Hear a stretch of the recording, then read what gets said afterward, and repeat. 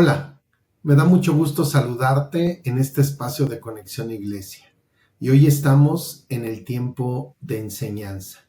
Durante las últimas semanas hemos visto un panorama del Antiguo Testamento. Hoy vamos a empezar a hablar acerca del Nuevo Testamento. Hay dos porciones muy identificadas de una manera clara ahí en nuestra Biblia, que tiene que ver con el Antiguo y el Nuevo Testamento. Pero entre estos dos testamentos, entre estas dos porciones de la Biblia, hay un periodo que se denomina intertestamentario, o los famosos 400 años de silencio, que fue donde llegamos en nuestra clase anterior. Así es de que bienvenidos.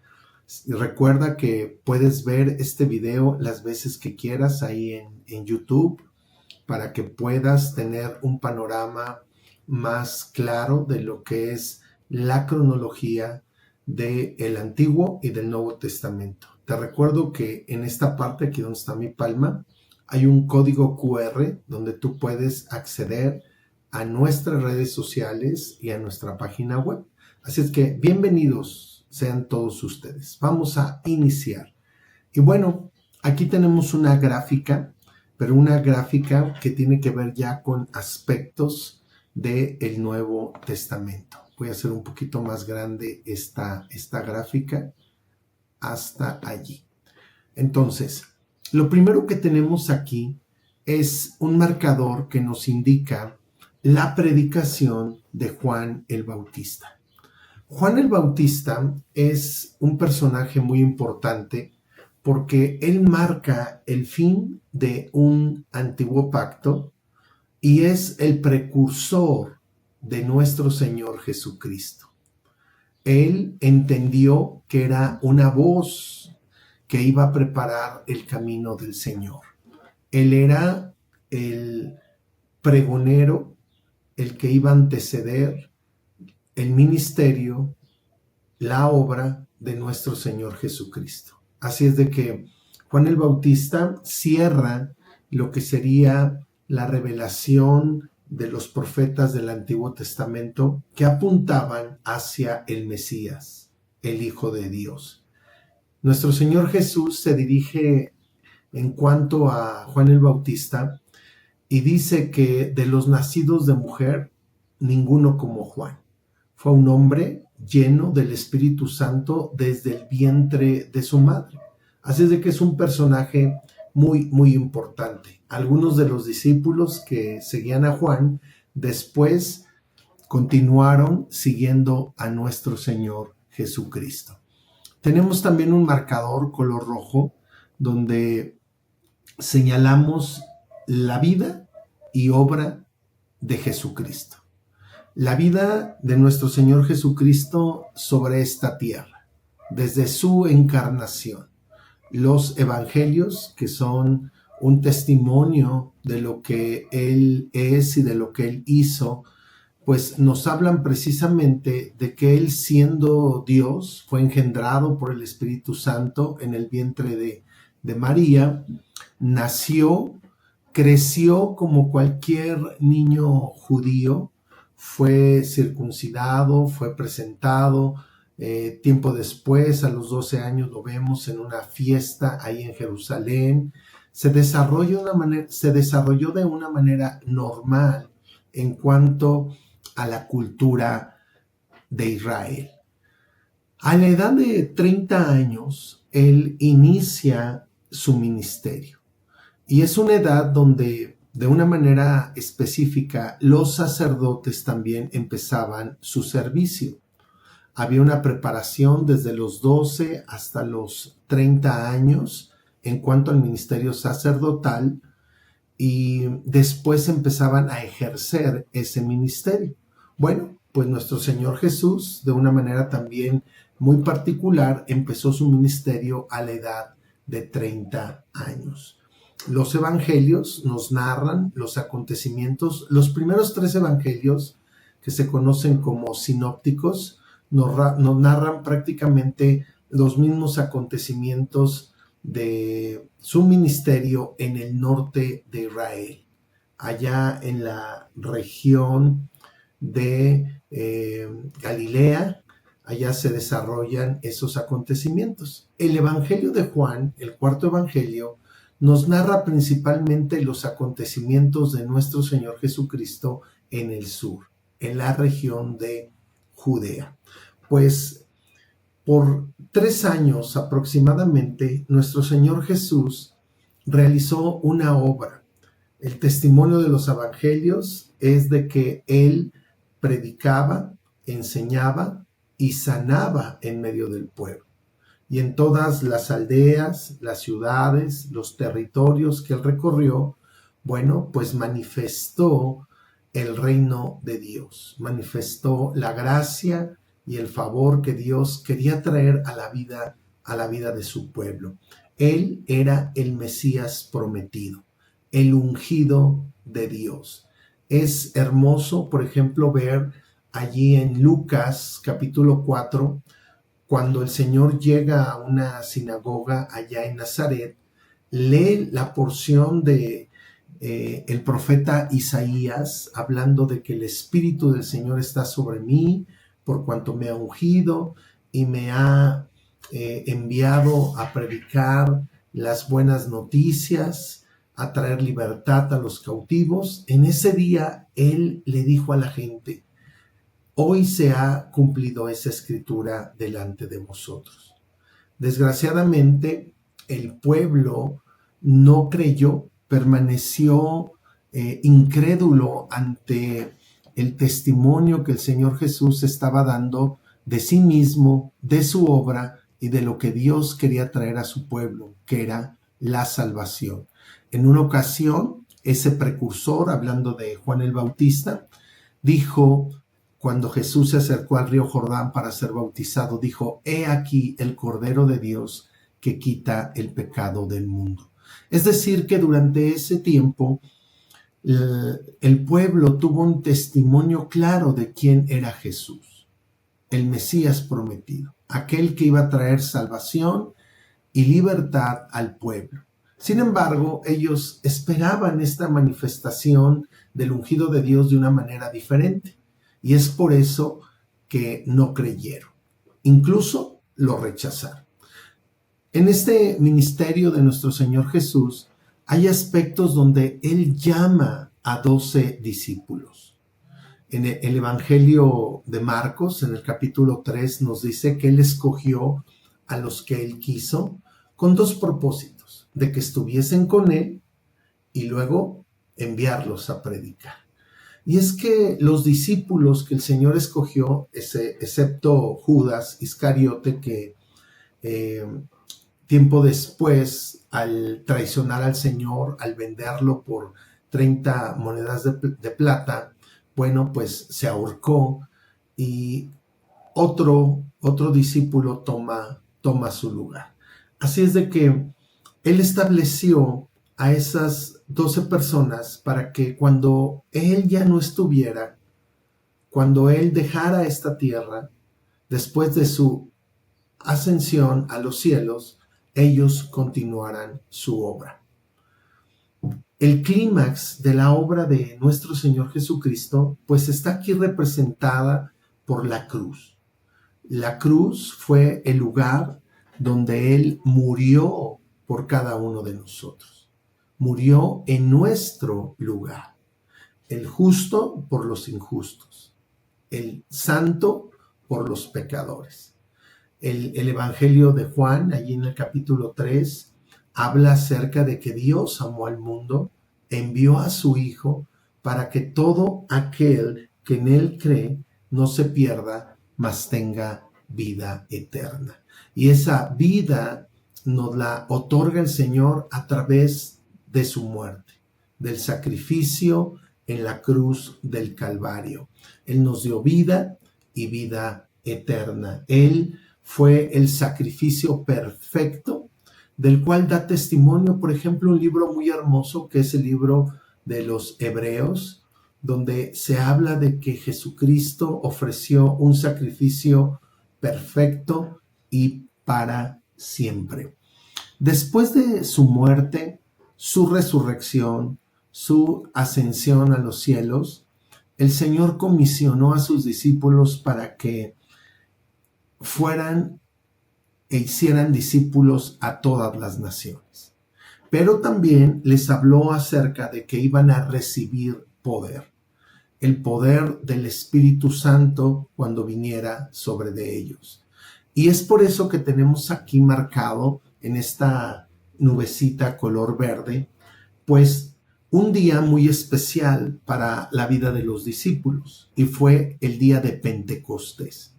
Después de los acontecimientos de la pasión de nuestro Señor Jesucristo, que se dieron inmediatamente después de la Pascua, se cuentan 50 días después de la Pascua para celebrar Pentecostés.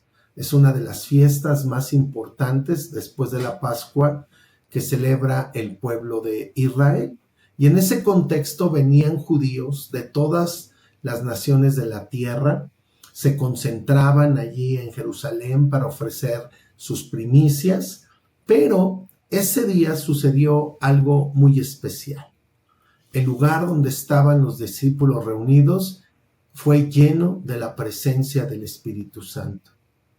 El testimonio del libro de los Hechos nos narra ahí en el capítulo 2, es de que fueron llenos del Espíritu Santo y comenzaron a hablar en otras lenguas, en los idiomas que conocían los judíos que venían de lugares muy distantes. Ahí está ese testimonio maravilloso, pero también marca el inicio de lo que es una entidad muy especial en el Nuevo Testamento, la iglesia. Allí en Pentecostés se marca la revelación de esta comunidad que será distinta al pueblo de Israel. Será una comunidad de creyentes, de aquellos que ponen su fe y su confianza en Jesucristo, el Hijo de Dios. Y además de esto, también ahí en Pentecostés tenemos nosotros el inicio de los últimos días. Ante lo que sucedió ese día, Pedro es levantado por el Espíritu Santo para dar respuesta ante una pregunta que la gente se hacía en ese momento. ¿Qué quiere decir esto? ¿Qué significa esto que está ocurriendo? Cuando a unos varones galileos los estamos escuchando hablar en nuestro propio idioma las maravillas de Dios. Algunos en ese día pensaban que estaban ebrios. Sin embargo, Pedro responde impulsado por el Espíritu de Dios y les dice: estos hombres no están ebrios como ustedes piensan, sino que es el cumplimiento de aquello que dijo el Señor a través del profeta Joel. Y Pedro interpreta que lo que está ocurriendo el día del Pentecostés es lo que Dios dijo, y en los postreros días, en los últimos días, en el escatón, porque ese es el término que usa Pedro para hablar de esos momentos. El escatón habla de los tiempos finales. Así es de que ese día, llenos del Espíritu Santo, conformando una comunidad de creyentes distinta a Israel, naciendo la iglesia, también empiezan los últimos tiempos. Es decir, la iglesia, la comunidad de creyentes a la cual tú y yo pertenecemos, es una expresión de la gracia, del amor y de la misericordia de Dios para estos últimos días. Hoy estamos viviendo los últimos tiempos. Hay tiempos venideros donde se van a consumar las cosas que Dios habló en su palabra, pero ya estamos viviendo en esa dimensión de los últimos tiempos. Bueno, aquí tenemos nosotros un marcador también indicando en este recuadro color azul que en el Nuevo Testamento nosotros tenemos 27 escritos. Así como el Antiguo Testamento es conformado por 39 libros, el Nuevo Testamento lo conforman 27. Tenemos entre ellos los evangelios, las epístolas de Pablo, que son abundantes, las epístolas generales, que tienen diferentes autores. Hace rato mencionaba Hebreos, es una de esas epístolas.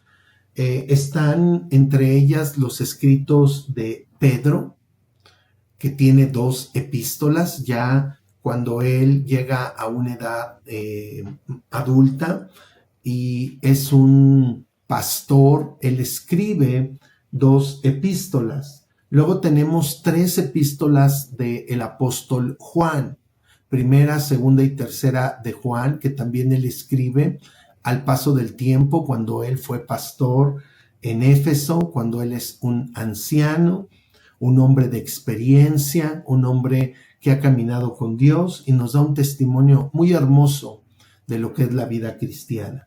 Está la epístola de Santiago, que era un hermano en la carne de nuestro Señor Jesucristo. Está Hebreos, que tiene un autor desconocido. Está la epístola de Judas y por último el Apocalipsis. El Apocalipsis nos marca la consumación del plan y propósito de Dios. Entonces, el Nuevo Testamento tiene un cúmulo de escritos diversos. Los evangelios son narraciones, relatos que apuntan hacia la vida y la obra de nuestro Señor Jesucristo.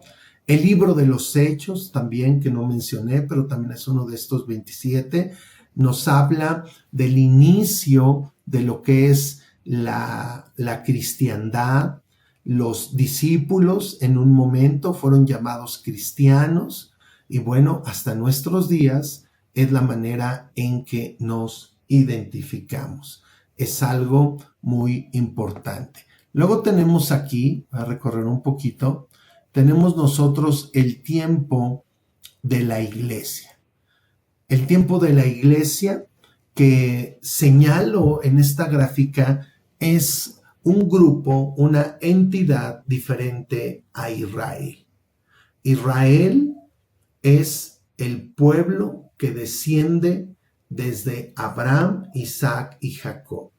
Es el linaje de estos 3 grandes patriarcas que conocemos desde el Antiguo Testamento, esa gran multitud que se multiplicó en Egipto y que Dios salvó para llevarlos hacia la tierra prometida. Es precisamente un pueblo escogido por Dios, muy especial para Dios, con el que hizo un pacto. Israel es un pueblo amado por Dios dentro de todas las naciones de la tierra, donde Él va a cumplir un plan y un propósito específico. Y la iglesia es otro grupo que Dios ha conformado a través de todos aquellos que creen en Jesucristo, de todo pueblo, de toda lengua y de toda nación. Y quiero marcar esta diferencia. La iglesia no es Israel.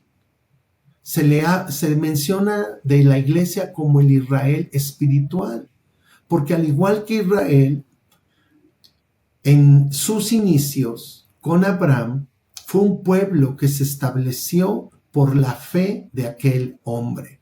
Dice la Escritura que Abraham creyó a Dios y le fue contado por justicia.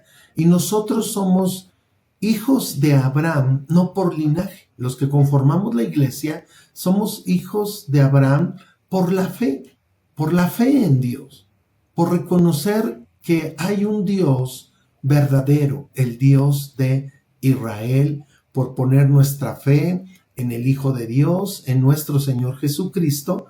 Bueno, dice el Evangelio de Juan que Jesucristo a lo suyo vino, pero los suyos no le recibieron.